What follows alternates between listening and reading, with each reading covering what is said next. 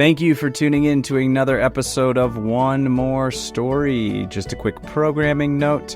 We had a little bit too much fun in this interview, and it ran long. We ran out of time and forgot to mention Ben's podcast, Fake Presidents, which he co-hosts with Eric Buckman, which is a real podcast about fictional American presidents from movies and TV shows. It's a lot of fun. You got to check it out. I will put a link in the notes. So sit back, relax, and enjoy tonight's episode. My guest tonight is writer, producer, podcaster Benjamin Oren, co-EP of T-Pain's School of Business, Netflix's How to Get Rich, and host of the Fake Presidents podcast. Ben, welcome to the show. Thank you, Benjamin. I don't think you've ever called me... I've known you for 20 years, dude. You've never called me Benjamin, like, once. You call me Peter. I don't know. I call you Peter. I don't know. I just... that's how I wrote it, and that's how I read it, so that's your intro. That's why Kelly has mentioned to me before that I'm one of the few people who call you Peter. Yeah, my mother calls me Peter. Yeah. Well, yeah. I cleared it with your mom first. Thank you. I'm a gentleman. I appreciate it. I should also mention that you are the writer of a few horror movies. Yes. And that's how we first met on the set of Ghost Game, which was... It was at the table read. Was it? I don't remember the table read to be. Oh, was it at Universal? Yeah, at Universal. I do remember now. Yes, I do. We met everybody. Yeah. That's right. Well, I'm glad I got you on the show. I have a lot of questions because, we started in our early days. I was focused on acting. You were writing scripted. Now we're in sort of different directions. I want to hear about your path into the unscripted world. Sure. Unscripted. It's funny. The path begins in like fits and starts. After college, I moved to New York. This is in 2000. And I just worked on various shows. I was a PA, a production coordinator, trying to become a writer's assistant. And I wound up becoming a writer's assistant for a reality show in 2003, an unscripted show called Make My Day. It was a British import where we had a ton of hidden cameras all around New York City. The actors wore like those terrible glasses cams that you have to wear like a fanny pack camera and it runs up behind. And we would give somebody the best day of their life. Nice. Without them knowing it. And it would start with them like something small, like they would find $20 on the street on their way to their job at the video store. And they would come into work, like everybody at work would be in on it. And they'd be like, you wouldn't believe what happened. I found $20. It's like, am I on TV or something? That's like the only time. And as the day progresses, more crazy things start happening to them. Like this one dude, he was walking and afterwards his boss sent him somewhere and he became a stunt guy for a movie that was shooting. They're like, hey, can you help us out? We're shooting this movie. Can you be the stunt guy? And he's always wanted to be in movies. So he did that. He was like, it was amazing. Like, you wouldn't believe what happened. And then he would never say, like, I felt like I was on TV because everybody wants to believe it's real. And by the end of the day, we have him on a cigarette boat with his favorite stand-up comedian zipping around the Statue of Liberty, going to an underground casino on Governor's Island. And he's helping his buddy win like $10,000 in a card game. And he's like, this is amazing. He's wearing a tuxedo now. And then it comes out like his family comes out and lets him know like they wanted to give him this great day. And at the end, the show gives him like a bunch of money and a trip somewhere. Yeah. So there were writers from Conan on the show. Like it was Paul Scheer was one of the writers and performers on the show. We shot 6 episodes for the CW, UPN, something like that. And then it never aired. It was like one of those things. It was like wild. It was a really fun show that never aired, but that was my first foray into unscripted. I mean, that's too bad. I feel like, a lot of these shows. I mean, a lot of them are very positive. I mean, I want to talk about How to Get Rich, which I love. Yeah. But, there's also a lot of reality TV that is, not as uplifting. Yeah. I've done those shows, eventually, when I moved to LA, I found a manager. They were putting me out for shows, and I wound back into unscripted, doing Robin Big for MTV2. I wrote for the third and final season of that one. And for that, it's all story. You're coming up with ideas for the guys. I don't know if people remember that show. It was kind of like Odd Couple with Rob Dyrdek, the little white skater guy, and his best friend, Big Black, who's also his bodyguard, and the adventures that they go on throughout LA. Right. This is Rob Dyrdek before he took over MTV with ridiculousness, when he only had one show as opposed to, 200 hours of television for them per year. But you're creating stories. You have a beginning, a middle, an end. You have inciting incidences. You have, you try to come up with a nice wrap up. You try to make everything feel organic, even though it's clearly not organic. Right. And you provide the sandbox for these really talented people to play in. I'm curious how many people who watch reality TV unscripted know how much of it is actually planned out. Do you think the audience, it's like wrestling, like everybody knows that, that's staged? Yeah, I think it's different from show to show. Okay. Some things are soft scripted. Other shows are more, they're not scripted, but we know as producers what's generally going to happen. We don't know what's going to come out of their mouths, but from talking with cast and knowing where their stories are going, you're able to forge a path for them that, again, feels organic. I think audiences aren't, people love to say audiences are stupid. Audiences aren't stupid. They can smell something fake from a mile away. And by the way, sometimes people are okay with it being fake as long as it's entertaining. Like, wrestling, we know is fake, but it's okay because it's fun. It's when it stops being fun, that's the problem. That's when you're like, why are you wasting my time with this? Right. Have you been involved much in the casting process? Because I imagine that is a big part of, knowing how your character is going to behave in a scene, essentially. I've been involved for a bunch of shows for casting, because I've also, the shows I've done have run the gamut from follow docs to game shows to a medical show. So, casting is key. Casting makes or breaks a show, to get that lightning in a bottle for a follow show. I'm talking about something like Jersey Shore, which, the reason it's still on the air is because 15 years ago, the casting directors did a pitch perfect job in finding 7 people who are both entertaining and also know how to play the game and to bring the drama and to find people that are still kind of real, as ridiculous as they are. Somebody like them if you're from that area. It doesn't feel fake. The situations might be fake, right? But fundamentally, these are real people, right? Dialed up to maybe to an 11, but still, right. Are you still an avid fan of The Challenge? Yeah, no spoilers. I haven't watched last night's episode. So here's my thing. We use Hulu now, and we've switched. Trying to figure out life post pulling the plug, which it ends up being more expensive, as we all know anyway. Yeah. I don't even know where MTV is, to be quite honest, and I don't even know if we get it. It's something that I've sort of forgotten about. So I have not watched The Challenge in years. I don't even know. Is Johnny Bananas and CT still there? You would be able to come back to this season of The Challenge and know most of the cast and just settle back right back into it.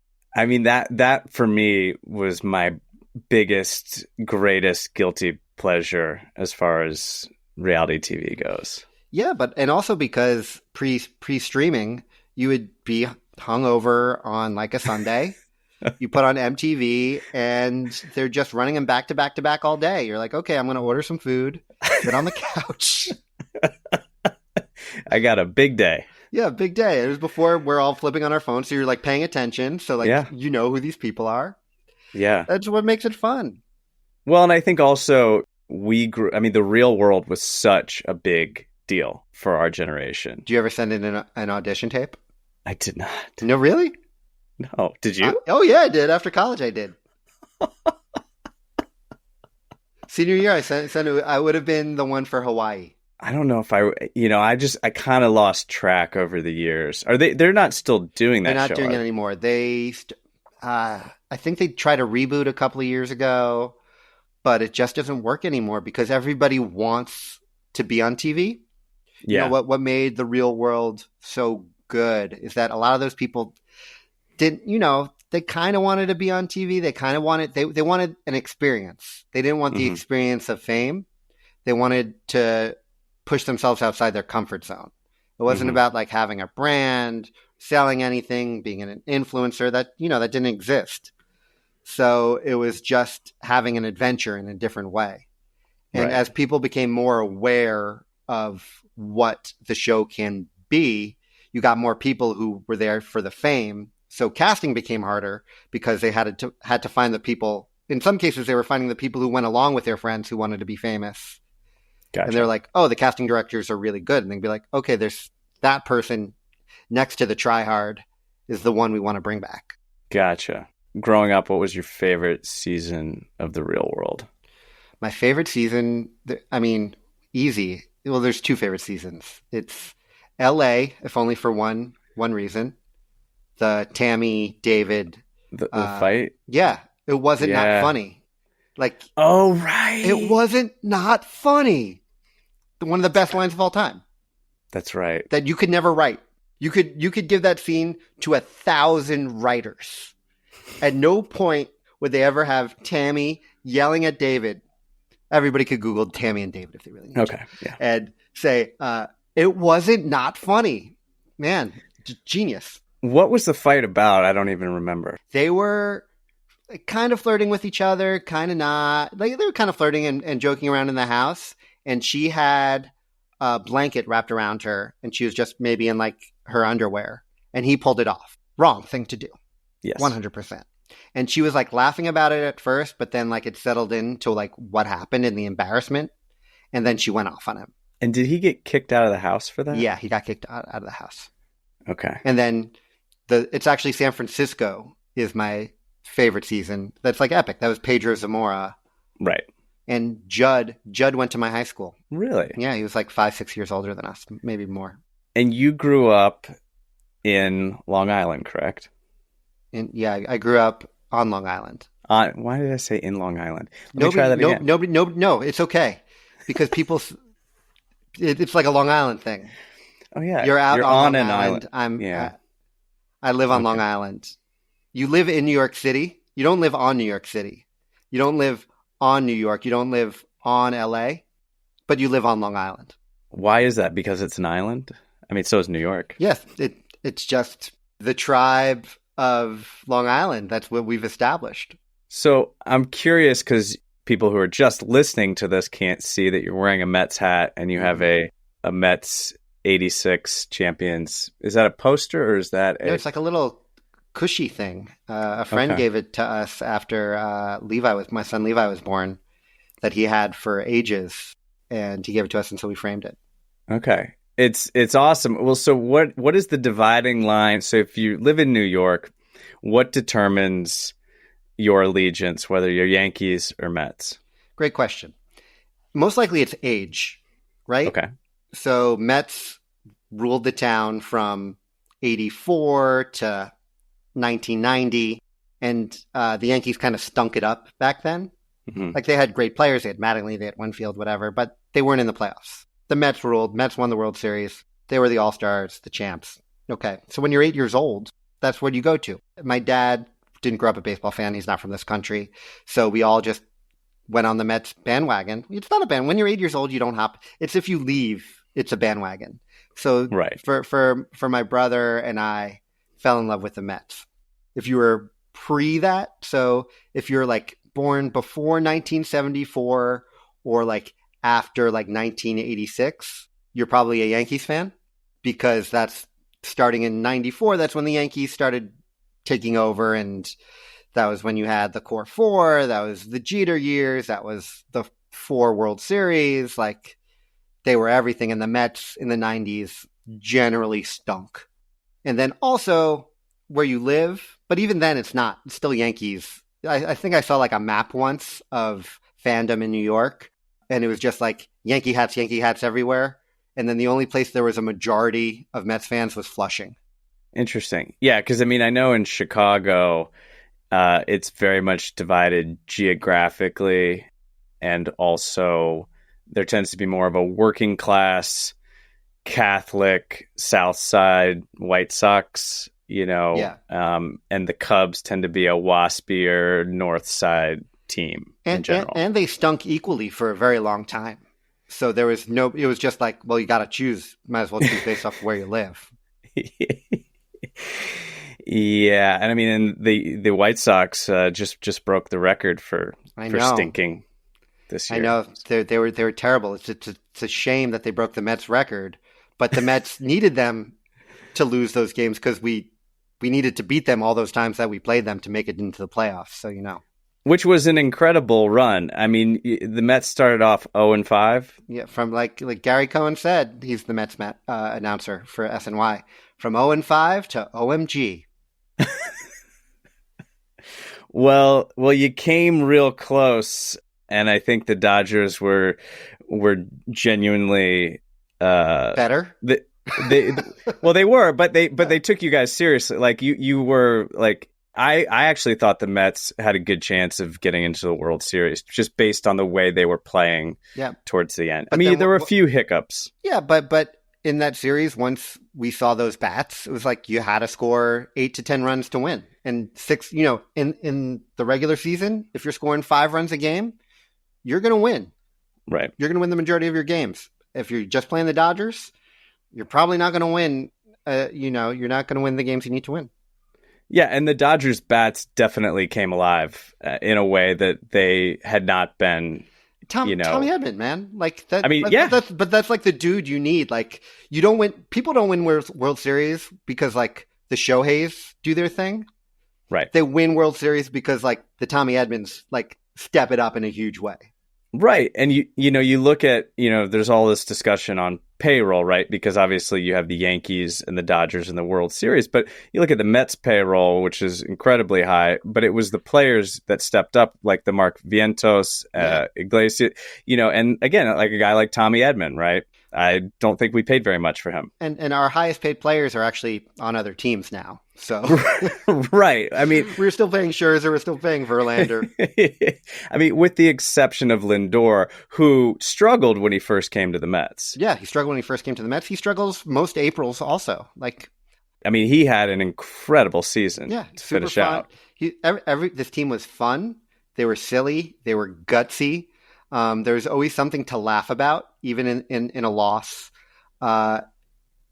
To be like to take a dad moment for this, there's like a lot to learn that like I spoke about with my kids about, where mistakes were made, but they kept persevering. Silly things where if you saw like Pete drop a ball or Lindor strike out, they come back, they put it behind them, and they do their job. Yeah, you gotta have a short-term memory with all of this. Now, how you mentioned your kids, because are they both Mets fans now? They are both Mets fans. Levi likes the Angels as well. Right. I've known that, which is odd, but that's okay. They're the Los Angeles Angels of Anaheim. They'll always be the California Angels to me. But how did he take the loss in the Dodgers series? He gets it. We talk about it immediately, and he plays off of like my emotions. Right.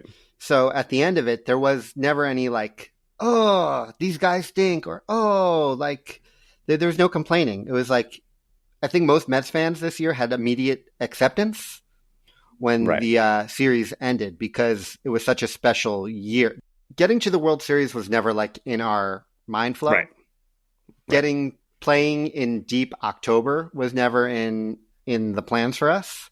Right. So it was just like acceptance and him and talking with both kids, being like, that team did a really good job. They did their best, and the Dodgers were better, and so they're going to go to the World Series, and hopefully they'll lose. So I've seen, well, but it's interesting you say that, because I've seen on social media, it's very divided with Mets fans. Some Mets fans are like, how could you, be rooting for the Yankees? And you obviously... Because I don't live around Yankees fans. I live around Dodger fans. So you choose to be a contrarian. Yeah, ish. And I've been thinking about this in different ways. And I think parades in New York to me are more fun than LA parades. So I'd rather see a parade in New York. Unless they did, where do you think they would do the parade I was talking about? If the Dodgers win, would they do a downtown parade? Which is kind of lame. They have to do it on Sunset, right? I don't know. I actually don't like parades at all. So it's completely irrelevant to me. You don't like any parade? Because I think of parades in the same way I think of marathons. Here, in LA, the LA marathon's a pain in the butt, right? But in New York and Boston, it's a party, Right. So it all depends where everything is set up. So if Dodger parade is going up Sunset, and people could go to the shortstop and go celebrate the places around Dodger Stadium, that's cool. If it's a lame parade that goes through downtown LA, What are you working on these days? Good question. Well, this year I did a show for Amazon called Buy It Now, which is debuting next week on Amazon Prime on the October 30th. Okay. New episodes dropping every week through January. Nice. It is their version of a Shark Tank. It's kind of like we've gamified the QVC. Okay. No, they're not even aspiring entrepreneurs. Entrepreneurs who already have products out there in the market but haven't really broken out yet. Have 90 seconds to pitch their product to an audience of 100 people. After the 90 seconds, where they don't know what the price is, they decide whether or not it's something they would buy. The audience gets to ask some additional questions. Then we reveal the price of the product, and then we see whether people are still going to buy the product. If there's a certain number of green lights, which mean yeses, they get to go to our celebrity panel, celebrity-ish panel. It's a panel of an exec from Amazon who knows how things move and shake there. There's Jamie Siminoff, who is the creator of the Ring doorbell, who famously went on Shark Tank and got negged by all the sharks. And the Ring doorbell persevered. He wound up selling it to Amazon for about $1 billion. And then a rotating celeb. So there's Gwyneth Paltrow, Anthony Anderson, Christian Siriano, Tony Hawk on the panel. They ask some additional questions, and then they decide whether or not the product gets to go on a special page on Amazon. And then at the end of the show, their favorite product, their favorite entrepreneur gets $20,000. Nice. Yeah. It's a nice show. JB Smoove is the host. Oh, cool. He's super funny, great with the crowd, great with the contestants. So that's a nice show. And then over the summer, since the summer, I've been doing a pilot presentation for a network. I don't think I'm allowed to say. Okay. But just kind of in the vein of a Real Housewives. Okay. Very nice. Well, you mentioned your kids. Yes. And you mentioned, we talked a lot about work. How do you juggle all of it? And also, how do you wind down at night, and how do you get your kids down at night? Sure. The balance is hard and easy in a way, right? If I don't have to travel, some shows I do have to travel, like How to Get Rich for Netflix, which was a finance show. I was on the road for 2 weeks at a time, 3 weeks at a time. Other shows I've been away for 4 weeks at a time. And that's hard on the kids with their schedule. It's hard on Melissa because she's picking up all the slack.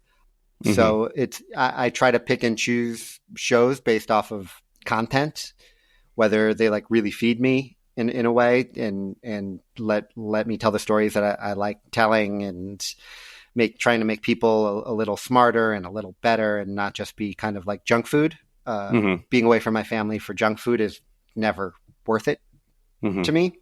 When I do field and post, so when I'm post on shows. I'm generally now usually working from home, maybe about half the time we have an office, half the time it's remote.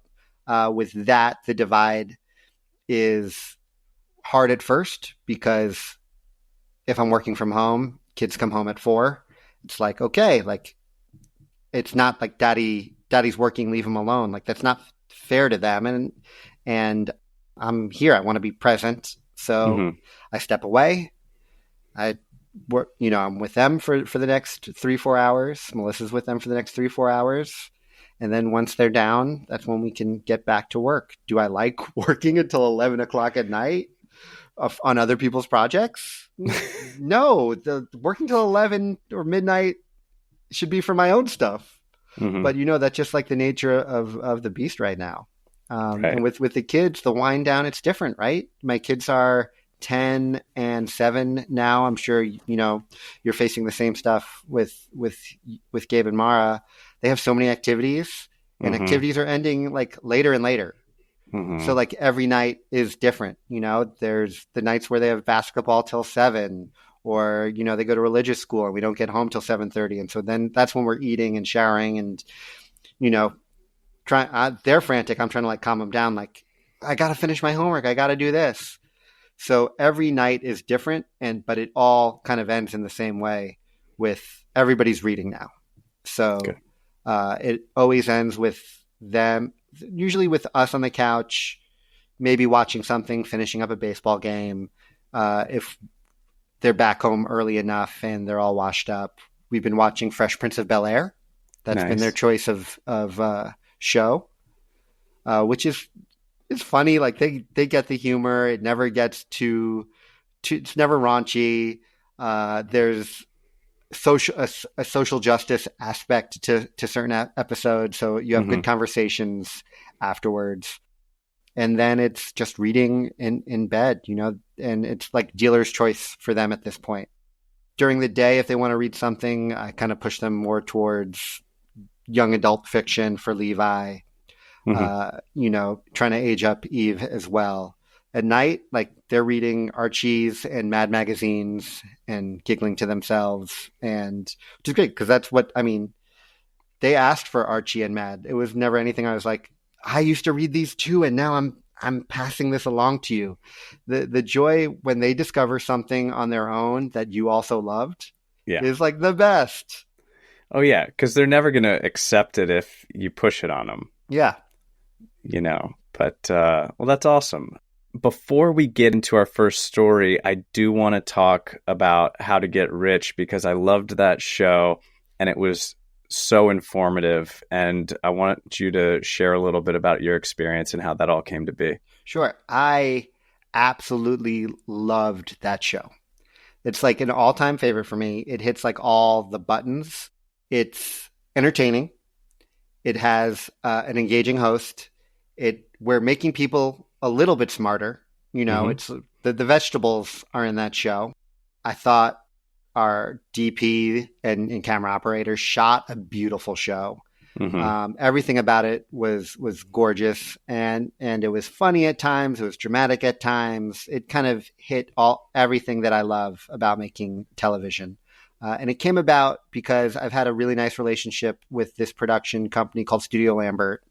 I've been doing shows with them for probably about 7 or 8 years. I do a show a year with them. I've done Undercover Boss Celebrity Edition. I did a bunch of game shows with them. And so for this one, they reached out to me.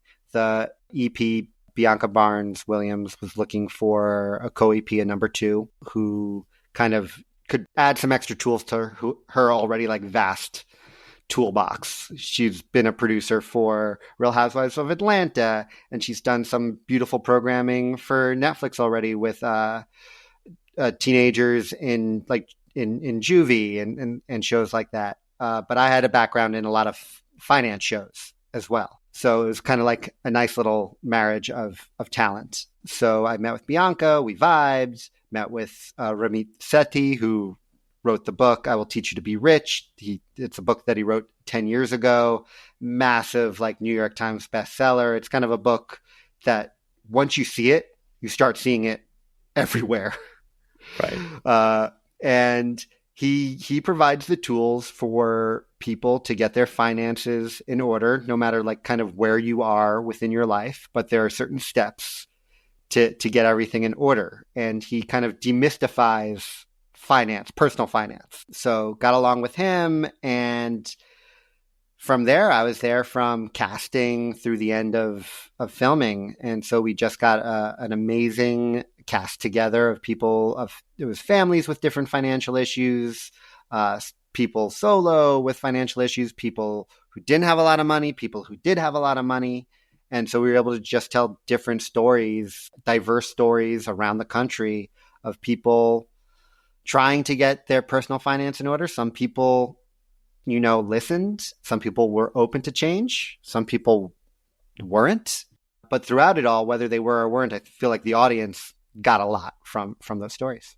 Oh yeah, totally. I mean, what I thought was the most valuable, takeaway for me was, everyone has their own idea of what it means to live a rich life, and what is your idea of a rich life, and really starting from that place as the goal to work towards, and having that conversation with your loved ones about it and getting on the same page, right?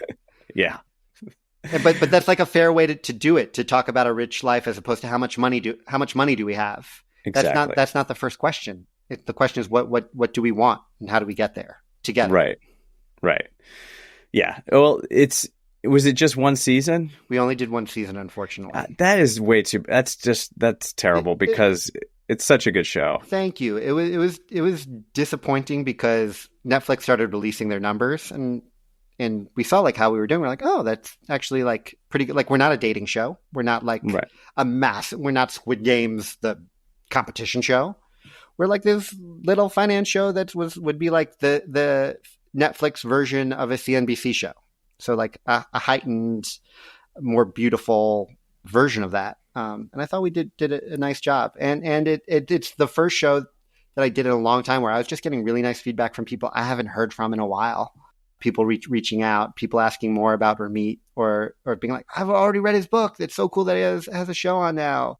And even talking about the show with friends and starting those conversations about like, what's your rich life? Or another good one for people, if people want to have a good conversation with spouses or with couples. It's how much money are you okay with your spouse spending without telling you? Like what's that guilt-free number that you're cool with, that you don't have to talk about like, oh, I spent $100 today or, or per month, that they could just spend and they don't have to account for. Interesting. I mean, it's a shame because I do feel like a show like that would have legs in a second. It might get more eyeballs on it in a second season, and then people go back and they watch the first season, and it's a shame they didn't give it more of a chance, but such is life. Such is life. And TV's changing, streaming's changing. It used to be Netflix was like all of television, but I don't think Netflix wants to be that anymore. It doesn't need to be that anymore. It kind of wants to be elevated broadcast. I hate to rush things along, but I know you have stuff to do, and we got to get some stories told. Benjamin Oren, are you ready for your first story? Yes, I am. Fantastic. The word is Billboard. Once upon a time, there was a young writer named Francis. And Francis moved to Hollywood from New York City. His dream was to write in the movies. His dream was to write for TV. His dream was to see his name on a billboard on the Sunset Strip. He arrived in Los Angeles with all of these dreams and $3 in his pocket. Now, $3 won't get you very far, so he knew he needed to get a job right away. He was a smart guy. He had a college degree from a fancy East Coast school, but he learned very quickly in show business, no one really cares about your degree. So he had to work his way up. And he had to get a job. He had to get any job. The first job he could find, he needed to get, because he was living in his car, and that wasn't super comfortable. And he didn't have a shower, so he would sneak into gyms and things like that. And he didn't have a gym membership, so that got a little sketchy at times. And, he would keep extra deodorant in his car, change of clothes. He tried to keep himself as clean as he could. But one day, he needed to use the bathroom, and he stopped by a building in Venice, California. And that building was the headquarters for a special effects facility. And they were hiring a janitor. And he thought, I have a degree from a fancy school, but that degree isn't really getting me very far in this business. I'm going to have to take this job as a janitor if they'll have me. So he walked up to the receptionist and asked if he could fill out an application for the janitorial position. And she handed him an application. But this wasn't just any application. Most applications ask for your name, ask for your address, ask for your phone number. But Francis didn't have any of those. But it did ask for your favorite photo of yourself from any point in your life. And oddly enough, Francis did have a photo of that moment. It was from when he was 10 years old, from his Little League, from him hitting the game-winning home run. And he attached that photo to the application. And the moment that the front desk clerk saw that photo, she said, "Wait right there, Francis. I gotta show this to somebody right now." And so the front desk clerk walked away. Click, clack, click, clack. And Francis waited. And he waited. And he waited. 5 hours later, a man emerged from a large door that Francis hadn't even noticed. It was one of those doors that are kind of built into the wall, that once it opens, you can kind of see the cracks around it, but there was no noticeable doorknob there. And he's wearing a sparkly jacket and sparkly pants, but no tie. And he walks up to Francis and says, "Are you this little boy in this photograph?" And Francis goes, "Yes, it was from the best day of my life. It was from when I hit the game-winning home run in Little League when I was a little boy." He goes, "So you're Francis?" He goes, "Yes, I'm Francis. I threw that pitch that you hit for a home run, and it changed my life. I was very sad for a very long time, Francis, from losing that game. I didn't do well in school. I didn't go to college. I had no fancy degrees, but I knew I wanted to feel better about myself. And I decided that I'm going to start a business. So I started this business out of nothing more than a pull card 10 years ago. And now look at me. I'm wearing this sparkly suit, sparkly jacket, sparkly pants. I don't even wear a tie, but I make everybody else here wear a tie because I'm the boss. And now look at you coming to me for a job. The greatest day of your life became the worst day of mine. And now here's my opportunity, Francis, to make or break you. What should I do, Francis? What would you do if you were in my shoes, Francis?" And Francis looked down at the man's shoes, which were also sparkly.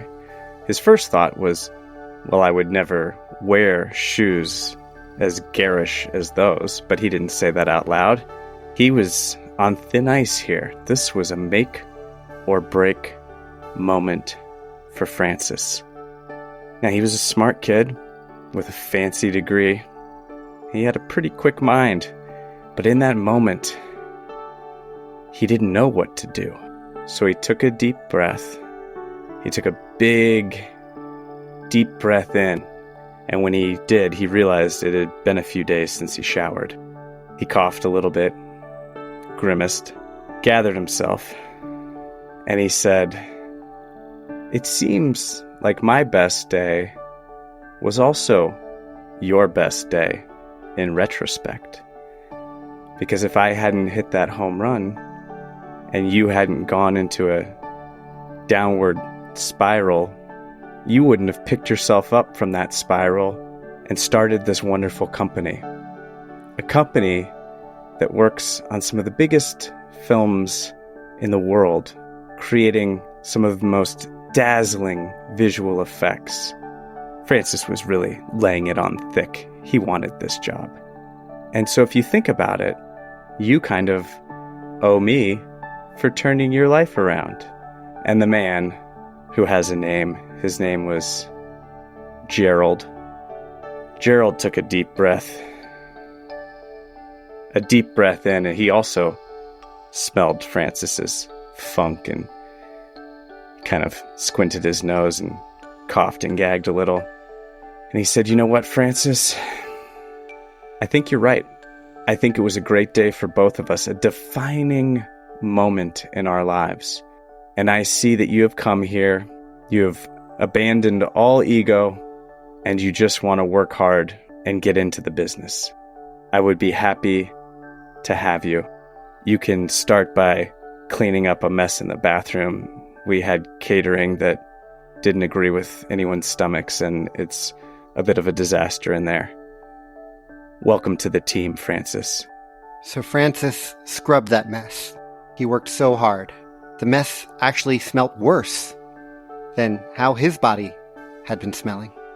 But by the end of that day, after 8 hours of scrubbing, that bathroom was sparkling like Gerald's jacket and pants.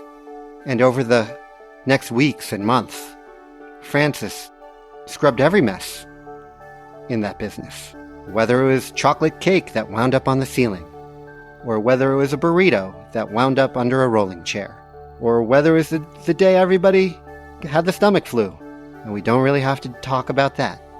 Francis made everything sparkle, and Gerald noticed. He gave him additional responsibilities, like washing cars, and he made those cars sparkle. Gerald gave him more duties. He let him read scripts and come up with ideas on how to improve them. And for one script, which was a huge problem, Francis figured out how to solve it. And they made that movie. And not only did they make that movie, Francis got writing credit on it. And so one day, as he was driving his car down Sunset Boulevard, he stopped at a red light and he looked up. And he saw a giant billboard that said, "Coming this fall, the home run that changed our lives." A screenplay by Francis. And with that, Francis looked outside his car. Waiting for him was Gerald. And Gerald said to Francis, "You're a 42 long, right?" Francis nodded, "Yes, my jacket size is a 42 long." Gerald says, "Pants, 32 regular?" "Yes. How did you know my pant size?" "Doesn't matter. Here, take these." And with that, Gerald passed to Francis the most sparkly pair of pants and most sparkly jacket he had ever seen in his life. Yeah, Francis made it. The end. Ben, Oren, are you ready for one more story? Yes, I am. All right. The word is Vespa. Eve walked to school every day. Her parents didn't have a car. They didn't have a bike. They didn't have a scooter for her. So this little 12-year-old girl would walk 5 miles every day to get to her middle school. And as she walked down the road on the sidewalk, because safety is important, she would see the other students glide by on motorcycles, see them ride by on horses, see them motor by on those little one-wheeled doohickeys that nobody really knows what they're called. We just know they're stupid. And whenever she got to school, Eve would be a bit of a mess. Walking 4 miles makes your head sweaty. It makes your hair messy. It makes your feet stink. And the kids at school, they let her know that her hair was messy and that her feet stunk. Eve wished for anything that she could have some mode of transportation to get her to school. One day she asked her parents, "Mom, Dad, can you please drive me to school? Can you please get me a bus ticket? Can you please get me a hang glider? Anything, so that I don't have to walk to school?" And her parents told her, "Eve, you're a smart girl. Figure it out yourself." So Eve thought and thought and thought. And for Eve, she does her best thinking, oddly enough, when she's walking. So she walked and walked and thought all around the city until she wound up in front of a store she had never seen before. It was called Vespa. And inside, what did she find? But a sorceress named Vespa. And Vespa said, "Eve, come in. It seems like you have something you'd like to talk with me about." And Eve said, "How do you know my name?" And the sorceress said, "My name is Vespa. I am a sorceress. I feel energy. I hear energy. I taste energy. And right now, your energy stinks." And he said, "Yes, that must be my feet you're tasting. Because I've been walking and I've been thinking and I've been wishing." "Oh, wishing, you say," says the sorceress Vespa. "That is something I could help with. What do you need?" But the thing is, Vespa already knew what Eve needed. Eve told her story about walking to school and seeing the cars and seeing the skateboards and seeing the scooters and seeing the buses and seeing people on hang gliders and seeing the annoying people on the one-wheeled scooter that nobody really knows what the name is, and not having a way to get to school without getting there with her hair being all messy and her being sweaty and her feet stinking. Now she wishes there could be a way to get to school on her own. With that, Vespa said, "What would you like to wish for? Just say it. Say, 'I wish for,' and I, Vespa, will provide it for you. But you need to give me one thing in return." "What is that?" said Eve. And that thing that Vespa wanted is not necessarily a thing, but it's that I will come to you one day, and you must repay the favor to me for what I'm going to do for you right now. Well, what are you going to do for me right now? Just say the words, Eve. I wish for a better way to get to school. A way to get to school on wheels, a way to get to school so I won't be stinky, so that my feet won't smell, so that I won't be sweaty." And he said, "Well, I don't think I have to use that many words, sorceress. But I wish for a way to get to school so my feet won't stink." And with that, Vespa the sorceress turned into Vespa the scooter. "Hop on, Eve. I will take you anywhere you want." And with that, Eve went on Vespa, and together they jetted through the city. They made cute little noises as they darted around cars and darted around people on scooters and skateboards, darted around that guy on the one-wheeled scooter thing that nobody really knows what the name is but is really annoying. And everywhere Eve went, people said, "Eve, Eve, what are you riding?" He said, "I'm riding a Vespa. I'm riding the Vespa." And so, over the coming days and weeks and months, Eve rode Vespa to school. And she also put on a helmet, because wearing a helmet's very important for safety when you ride any motor vehicle. Eve knew that, and Vespa provided that for her as well, at no additional cost. And she came to school, and people no longer said, "Eve, your hair is messy. Nobody said, Eve, you're sweaty. Nobody said, Eve, your feet stink.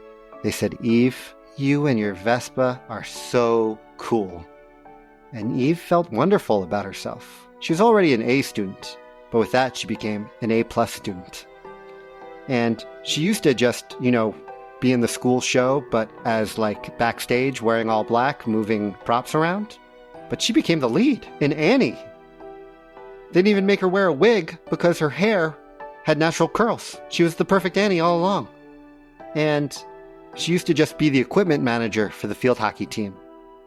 But Eve became the starting center, which, as we all know in field hockey, is a very important position. So for the next 7 years of school, Eve rode around on her Vespa, and she was the most magical person in a way that other people would say, like, there's something magical about you, Eve. And Eve would give like a knowing laugh, and her Vespa would give like a knowing little like toot. And everybody was like, how'd you get the Vespa to do that? She's like, I have a remote control. And then like winked at the Vespa. And then one headlight on the Vespa also turned on. And nobody questioned it because she already established that she has this relationship with her Vespa and she has a remote control. But then one day after she graduated college, she packed up all her stuff, was ready to pack it on the Vespa, but the Vespa was nowhere to be found. She ran to the campus police at her elite East Coast university and told them what happened, how her Vespa was missing, how they must do something to find her immediately. And they were like, did you just call your Vespa a her? And Eve was like, are you questioning whether or not I can genderize my Vespa? Because that's not right. And so campus security stepped away from that situation because they didn't want any of that. And they said, no, nobody has reported any Vespas. In fact, the only Vespa we've ever seen on campus has been the one that has been ridden around by you, Eve. So Eve ran to the police station, asked the same question. No Vespa. She ran around to the local chop shops. No Vespa. So Eve eventually just ran back to her dormitory. At this point, her hair was a mess. And she was sweaty. And her feet, they stunk. These were feelings she hadn't felt in ages. And here is Eve, somebody whose childhood was marked by feeling like she didn't fit in, feeling like she was different, feeling that she smelled and looked different from the other kids. And all that changed in with just one wish.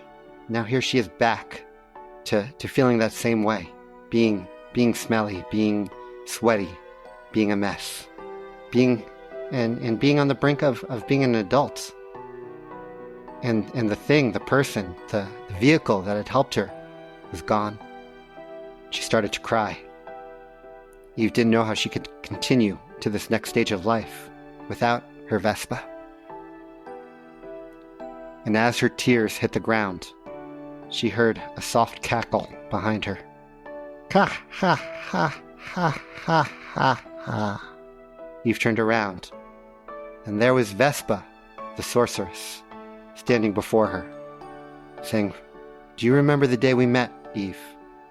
That I told you that there would be a time that I would come to you for a wish. And Eve said, yes, I remember the terms of service. Well, Vespa said, now is that moment. I took you a long way. I literally took you a long way. I took you to and from your middle school and to and from your high school. I took you to and from your elite East Coast university. Thousands of miles logged on my wheels, which are my feet. Do you smell that, Eve?